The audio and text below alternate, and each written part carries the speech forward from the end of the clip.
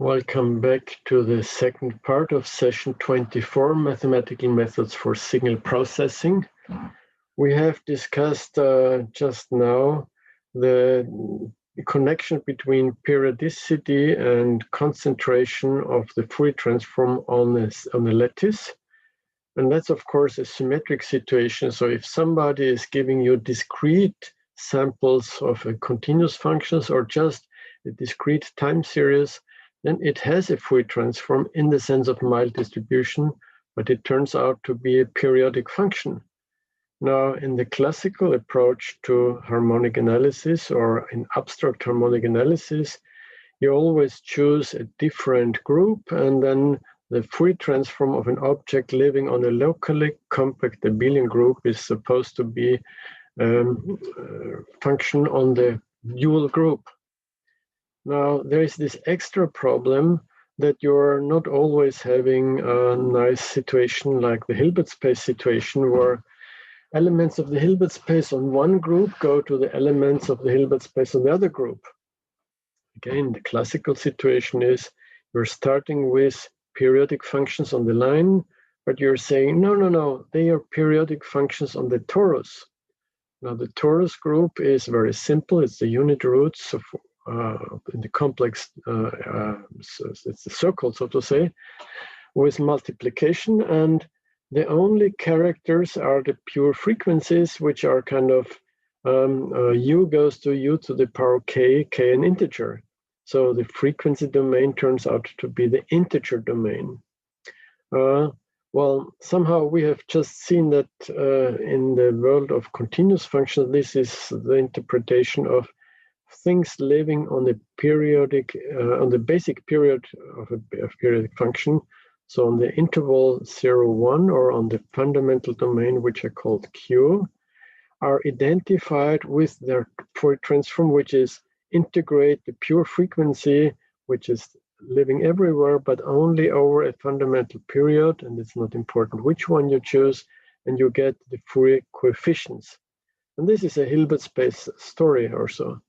But it's much more nice, I think, to consider everything in one world, which is, I think, the ideal world for these considerations is the space of mild distributions, because here we can do changes. I mean, if you're giving me 20 dilated versions of a given function, and you take the abstract point of view, then you normalize it. You have always functions on the same torus.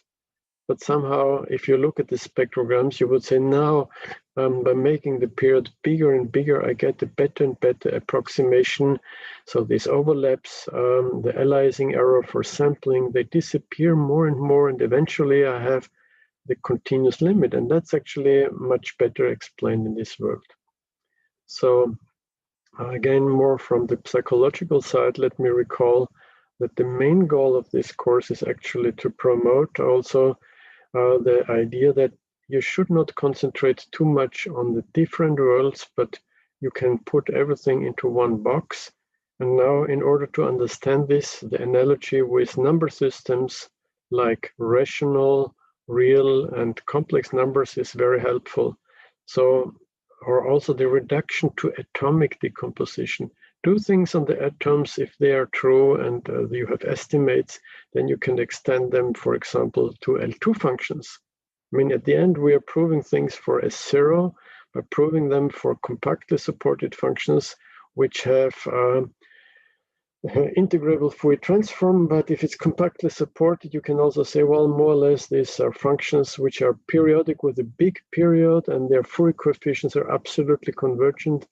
So we're already very close to a Gabor expansion for these atoms, but then we are extending it by summation to all of S0, by taking limits to all of L2, by duality, or by taking sequences to S0 prime. So this should be the pattern. And one of the main points which we have used now very regularly is the statement that in S0 prime, you can play around with the Dirac comps as much as you want. You can even perturb them and do Dirac comps not sitting exactly on lattices. This is fine. It's absolutely impossible to do in abstract harmonic analysis. You cannot transfer, let's say, a Dirac comp which is slightly perturbed into some Dirac comb living on a group, on discrete group, because by ignoring the jitter error, you would have fantastic or big errors. So that's a big difference. Now, the reason why I was showing this picture is that I would like to come back to the beginning of our course. Something that I have taken from a recent, from a recent paper where I tried to explain everything, is to extend the story about the translation linear invariant systems. So again, if I look at the engineering books, they just draw a box and there's an input and output, and it's said that the channel, the system, is satisfying the superposition principle. What does it mean? That F and G can be put separately through the system, but they can also be added before or after the system, and the result is the same.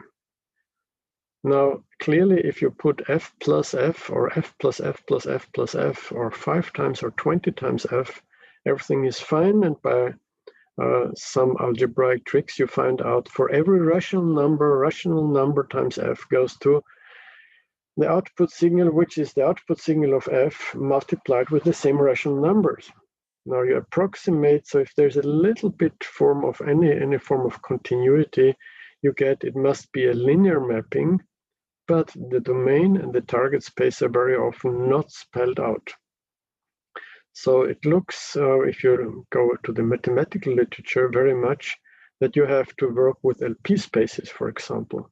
So what are the operators which are bounded from LP to LQ for some other value, or from LP to LP? Actually, a very difficult question is, when is a Fourier multiplier bounded on LP? What does it mean? Well, you give me a transfer function, some bounded function, and you're asking me, well, if I feed this into the, if I get some input, I multiply the Fourier transform of the input by that function that you're giving me, and then I take the inverse Fourier transform. Is this an operator which is bounded with respect to the norm of LP? P is just, the P norm is integrate F absolute value to the power P and take a P through it. It's a norm and so on. I try to avoid long discussions about these very special things. They're rich. There's a literature very rich, but I find that membership in LP spaces is not very significant, is not well describing the behavior of a function. But this is a matter of personal taste, maybe. What I accept, of course, is that the spaces P equal 1 and LP equal 2 are very important, and these are the spaces that we have used already. So what if you have an operator which is mapping L1 into L1? There's a theorem by Wendel, and it says, well, then it has to be a bounded measure. So it's exactly a kind of a variant of the Bibos case. I may have time to write it down. I probably will not explain the details, but you can say it's a situation very much like the C0 condition or so. What is really easy, but only in the context of Lebesgue integration, that's, I have to admit at the moment, is the case P equal 2. So what is an operator which is translation invariant, so commuting with translation going from L2 to L2? Now, you would expect that this should be a convolution operator, and then on the Fourier transform side, it has to be a multiplication operator with the Fourier transform of the impulse response, if it exists.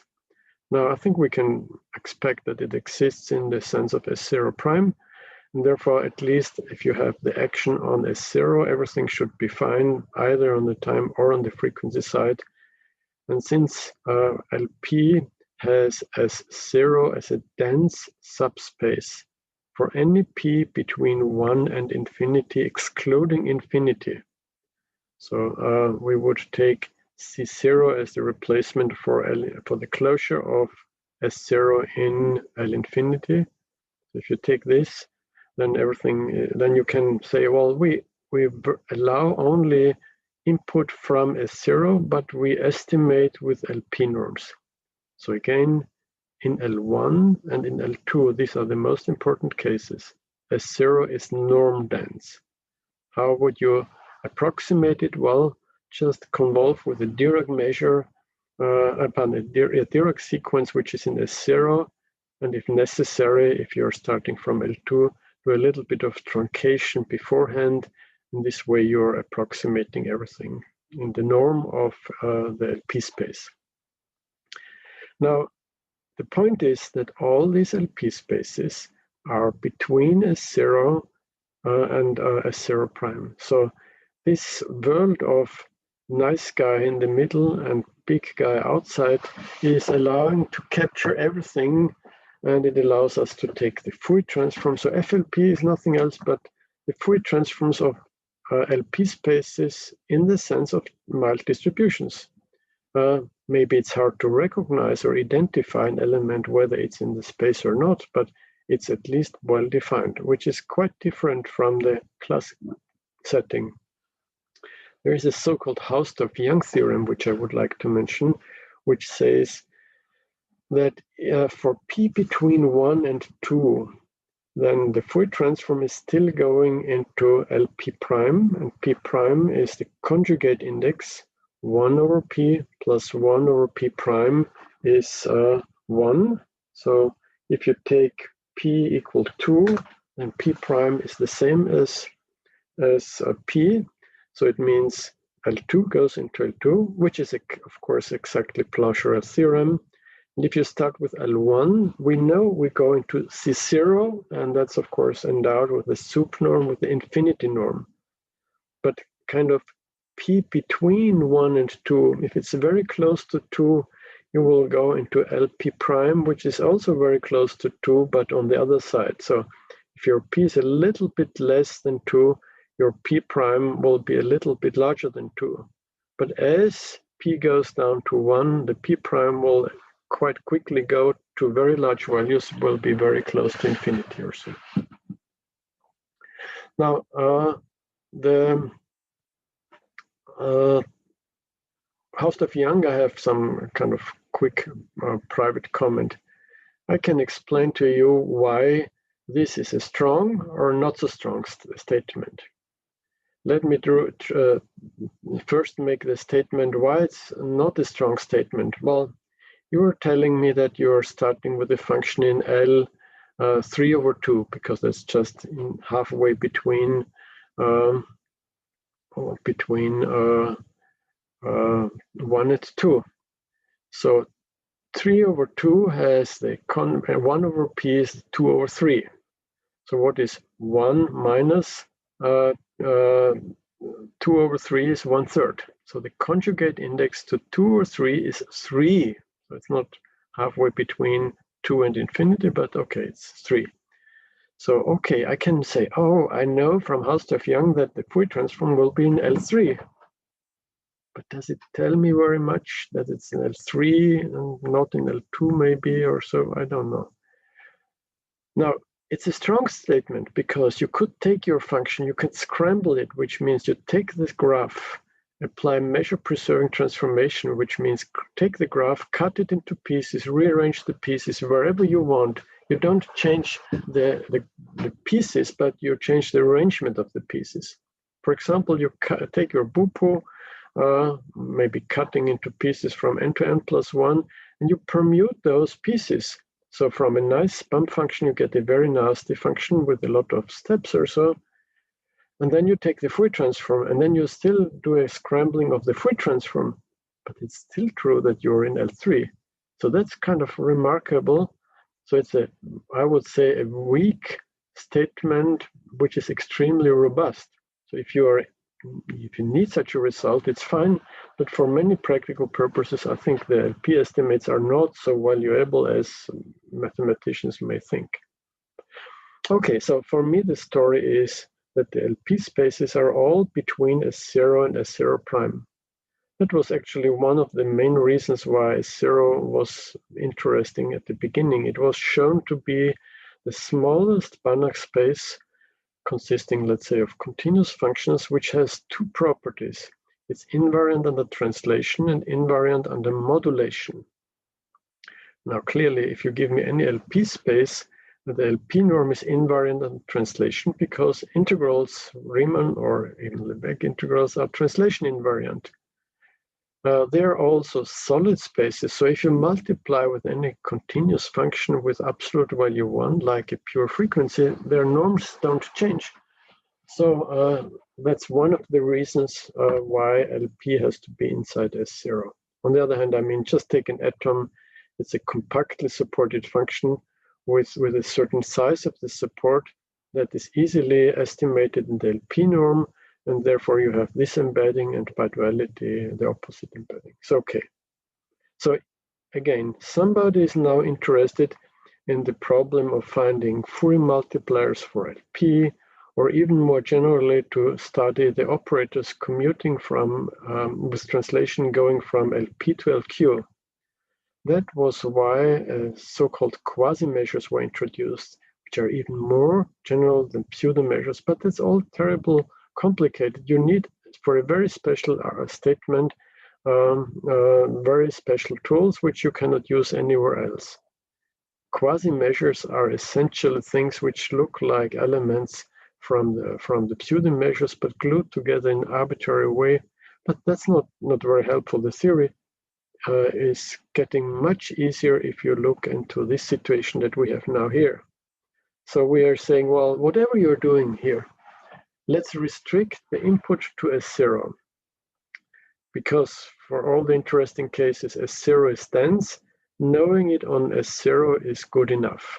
So if you give me an operator, let's say from LP to LQ, with the domain P less than infinity, then I would argue restrict it to S0, and if it's non-zero, it will be non-zero here. If you know it on the dense subspace, you can extend it, so everything is quite known. But if it goes to some LQ, or I don't know, the dual of Venus algebra, all that is inside our big space of Mile distributions, so we can view it as an operator from S0 to the dual space. And then the claim is, then you have the same story as we had at the very beginning for Bibos measures, with one exception, that of course now the convolution kernel is in S0 prime, and that we have learned much more about the existence of Fourier transforms and weak star convergence or so. So it's not unexpected that you will say, oh yes, probably you just have to apply the convolution kernel, which is in S0, by applying it to the test function, and f is in S0, meaning the flipped and the shifted flipped version is in S0. So you just do the same trick that you have learned from the bound measures. How do you get the sigma? And you do it in the same way as in the case of the measures. You're taking the system. What is the candidate for the functional? Well, you take t applied to f hat. That has to be evaluated at 0. Well, but now we are in the problem. I mean, assume some system would have as a result in the output a Dirac delta. So that might be infinity. But is it meaningful to take the pointwise value? And the answer is no, it's not meaningful. Therefore, the first and important, and actually the only important step is, the rest is following the bounded measure situation. The most important step is to verify that you're getting automatically a target which is inside the bounded continuous function. So if you're starting with a system which maps S0 into bounded continuous function, then this trick is meaningful. Of course, you can estimate the norm of the functional by the maximums norm of t applied to f hat, which in turn can be applied by the operator norm. I mean, t is moving from S0 to the CB space with the maximum, so you can estimate this here. And therefore, you can estimate it with this S0 norm of f flipped, but S0 is invariant on the flip operator. So you can say that if you are in this space here, operators into bounded continuous functions, the old proof will work in a somewhat modified version. Actually, the forward direction is much easier because if you write such a thing, if you have a functional and you use it, it's clear that you will go into the bounded continuous functions simply because the pointwise values are controlled by the size of the functional times the size of the test function. And that's no problem. The interesting part is, why is an operator who is allowed to have a target space in the big space as 0 prime? If you started as 0, why is that automatically going into the bounded continuous functions? Okay, now the trick is essentially, I mean, in the original proof in the paper published in 81, I mean written in 79, I'm saying I'm using the tensor product factorization. That means if I take convolutions of elements within a 0, and I take the convolution products and then make absolutely convergent sums, I get everything. Nowadays, I think it's better to do it with just using Bupus, which is conceptual much more easy. So I'm starting with the fact that, I mean, the proof is you're giving me some operator from S0 to S0 prime, and I verify that I even can control, I can show it is mapping into the bounded continuous function, and the operator norm here, which is kind of stronger a priori, is still controlled by this slightly weaker norm, so these corresponding operator norms are okay. Okay, I'm starting with fix a Bupu on the Fourier transform side, regular, for example, and we say that the Fourier transform of a function in f in S0 will be also a function in S0, but if I decompose it, it has local pieces and they're in the Fourier algebra and absolutely convergent. Now, what I need is just this repeated trick, that something that is locally supported, so all these pieces have a support of a certain size, can be reproduced by pointwise multiplication with some trapezoidal function. So here I'm choosing either a very smooth function or at least a trapezoidal function. So you can say sum of triangular functions, or yeah, that's maybe the best way to explain it. I call it psi star, which is reproducing the psi. So it's just required psi star is constant 1 on the support of the psi. So we have a small partition of unity element and a slightly bigger one. Then, of course, if you're telling me that you have a local piece, then I'm saying, okay, but move your trapezoidal function psi star to the same position. If psi multiplied with psi star equals psi, then the shifted version of psi with the same shift applied to the psi star will be the shifted of psi star. So we have tk of psi, and therefore we take tk of psi star. The point is that now we are free to choose it. The good thing is that we can use the good properties of psi star. It's in S0. And then we need only the slightly weaker condition that we don't need a S0 property, which we don't have a priori, but we take the FL1 norm. But we know that on the time side, L1 convolved with S0 is in S0. Therefore, FL1 multiplied with S0 is pointwise in S0. Or you just take the atomic decomposition and say, if you give me an atom, it's an element which has fixed support and it's a Fourier algebra, and then you use that the Fourier algebra is an algebra for pointwise multiplication. So this is quite easy. But it allows you to estimate, and that was the trick, because of this size of uniform size of the support, the S0 norm of something by the FL1 norm. Now, if you're having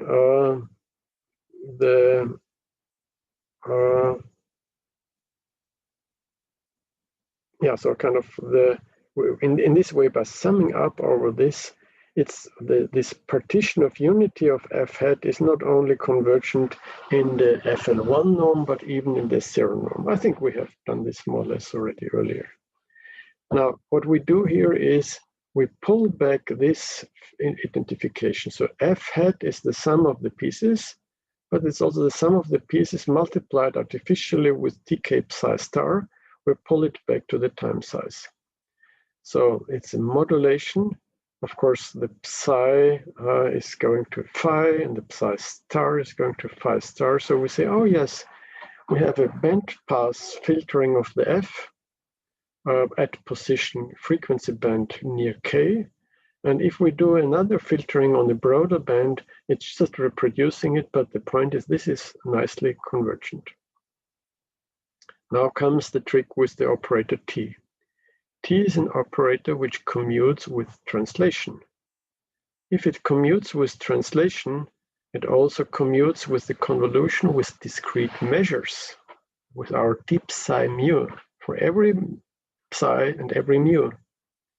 But if it commutes with discrete convolution, it also commutes with ordinary convolution. And here we have just convolution with nice test functions. So it's just this property that either here you see it, either you're applying a convolution with mk phi hat first on the time side, or we are doing it after the throughputing into the system, and we're doing this.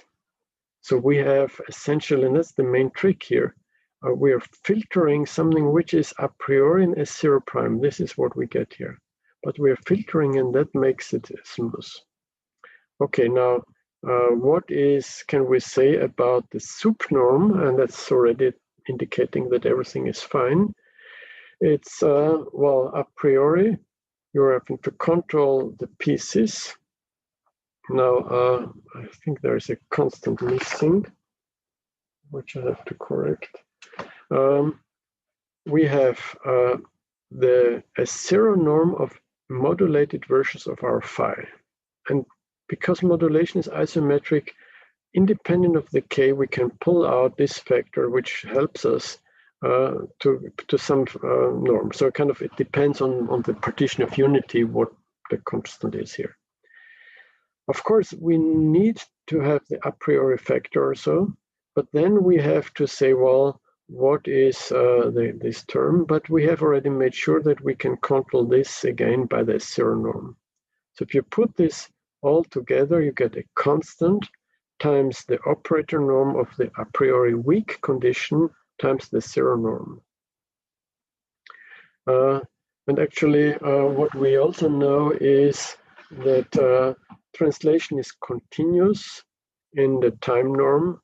So once we know that we can control the sup norm, and that's the same trick as with bounded measures, we also can control the uniform continuity. You're asking me, why is, once we know it's bounded, why is TF uniformly continuous? And I suggest, well, look at the difference between a shifted version of the output and the output itself.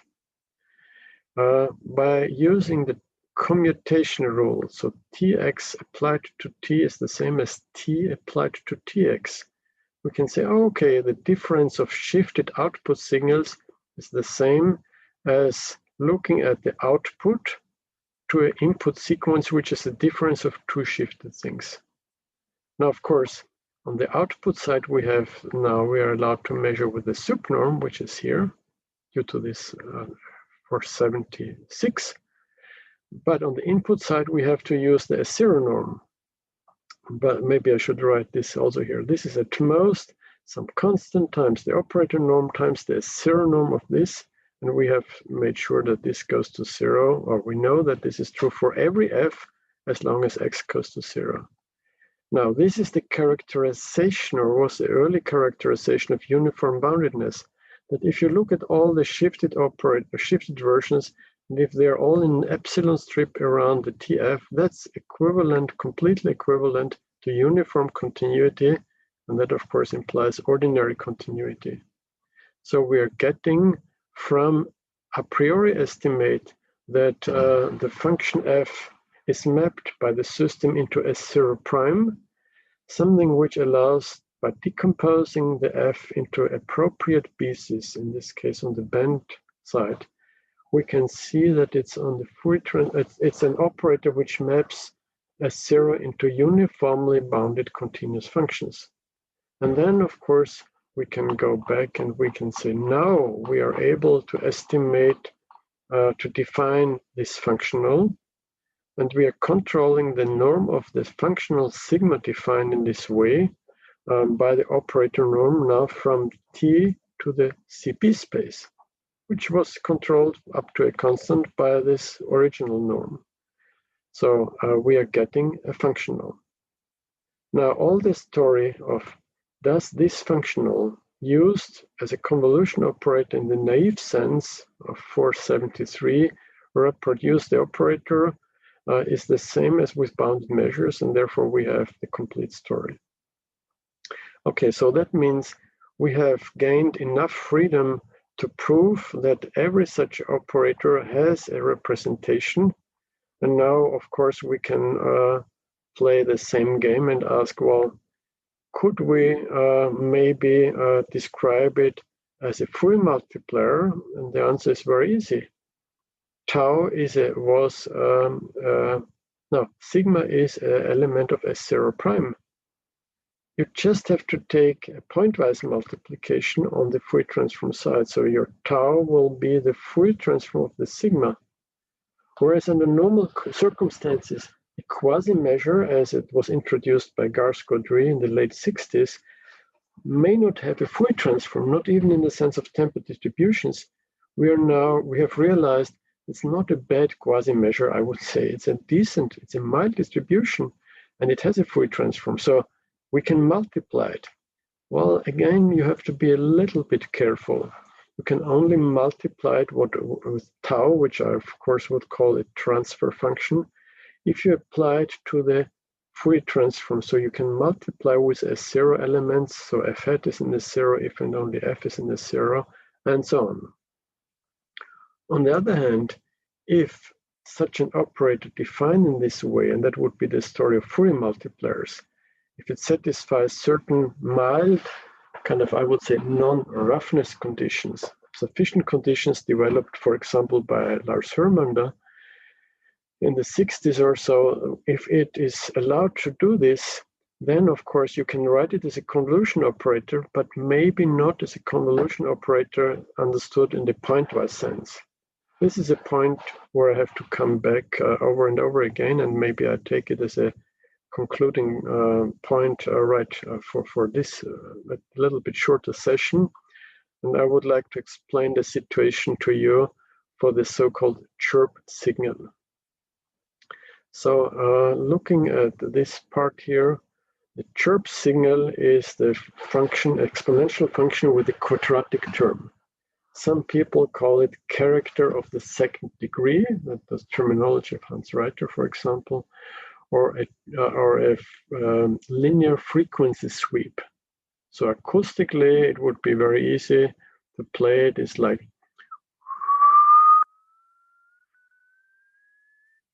and I try to do it in a way such that you would see a straight line of a certain steepness. So if you have exponential function of I alpha pi x squared, the momentaneous frequency would be obtained by derivative. So if it's very steep, you would say derivative of pi alpha x squared is, of course, pi alpha times 2, because that's the factor in front of the x in the derivative. These things are all elements which are bounded, continuous, but not in L1, not in L2. But they happen to be decent Fourier multipliers, both for S0, but for now they are just for L2. So if you give me a bounded function, even with our approach to the Fourier transform and Plauchel theorem with Riemann integrals, you could say, okay, I take the Plauchel Fourier transform, I multiply with the chirp, and I go back. Since it doesn't change the operator norm or norm the L2 function, it's even isometric on L2 as a multiplication operator because the absolute values are not changed. Therefore, it must be an isometric operator on the time side. So we have to take the inverse Fourier transform. Now this is an even function. The inverse and the forward Fourier transform in the sense of mild distributions is the same. And it's a curious fact that this object is actually Fourier invariant. Some people call it a purely imaginary Gauss function. So it's related to the Fourier invariance of the Gauss function e to the minus pi x squared, which makes this invariant.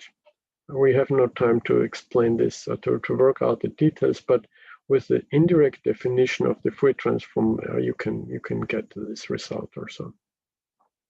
So you would expect that now, if this is bounded by the transfer domain, then it will be bounded as a convolution operator. What does it mean? You can convolve the chirp with anything in L2. So why not convolve it with the sinc function? And that's where you have some kind of, I would say, more theoretical, but kind of a problem with how to describe the operators. In my description, I'm saying, well, please don't look at all the elements from LP or LQ, look at the elements from the dense subspace, because there you can move around freely, you can define convolution, pointwise multiplications, and so on, and there's no problem. If you try to take arbitrary elements, maybe here in L2, even if this sigma is a nice bounded function, this integral, you would like to write this integral. So what is sigma applied to sinc? Well, take the sinc function, flip it, it's invariant, so it's the sinc function, shift the sinc function, and then you're applying the chirp as a functional, which means integrate over the real line, sinc multiplied with the chirp. But what is it? Well, multiplying with the chirp is not changing the L1 norm, so you have such an integral which is a shifted sinc function. But this does not exist in the sense of Lebesgue integral. I mean, you can play around with taking improper Riemann integrals and taking limits, and that would be okay. But that's actually what you would do. It's not anything of smoothness. Sinc function is analytic. Chirp is very nice. The product is bounded, continuous, very smooth, but it's just having poor decay. So what would I do in the S0 setting? I would just multiply it with a long trapezoidal function. And then I would say, well, if I take the trapezoidal function long and longer, does it converge? And then it says, yes, it will converge because we have weak star behavior, limit behavior. That's quite fine. What we are not allowed is to say, well, Lebesgue integral is so fine, it's so much more general than the Riemann integral in terms of nastiness, but it has the side effect that for every function, also the absolute value has to be integrable. And we know that the sinc function is not absolutely integrable. That's why relating to this very general integral by this and having statements like this for all elements in your LP space is not a good idea. So it's, for me again, it's like, why would somebody want to insist that you really can compute pi square by multiplying in a literal sense infinite decimal expressions? No, you would definitely say, I just multiply the finite decimal expressions, and then after taking the product, I take the limit. And that's what we're doing here. So we are doing things in a safe domain where pairing, changing for multiplication and convolution is well justified. And then we take the limit, and we can take any kind of approximation. It will not depend on how you do the approximation. And that's, from my point of view, the right thing to do.